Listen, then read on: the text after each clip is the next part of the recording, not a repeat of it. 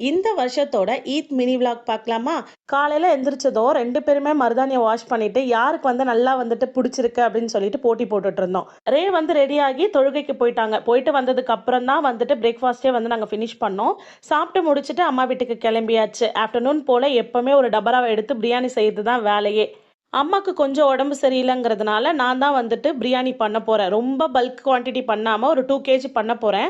ரே ஆஃபீஸ்ல வந்து கொஞ்சம் பேருக்கு குடுத்து அனுப்பணும். அதுக்காண்டி தான். இந்த இயர் ஈத்க்கு வந்து நாங்க நெறைய பிளான் பண்ணியிருந்தோம். பட் அம்மாக்கு உடம்பு சரியில்லங்கிறதுனால, சரி ஓகே நெக்ஸ்ட் டைம் பார்த்துக்கலாம் அப்படின்னு சொல்லி விட்டாச்சு. பிரியாணி கூடவே வந்துட்டு சிக்கன் தொக்கு பண்ணியிருந்தேன். எக் பாயில் பண்ணியிருந்தேன். ரைத்தா பண்ணியிருந்தேன். இவ்வளோ தான் பண்ணியிருந்தேன்.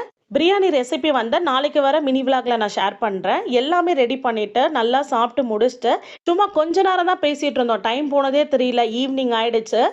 இந்த வருஷம் ஈத் வந்து எங்களுக்கு சூப்பரா போச்சு. உங்களுக்குமே வந்து நல்லா போயிருக்கும்னு நெனைக்கிறேன். நெக்ஸ்ட் வீடியோல பார்க்கலாம்.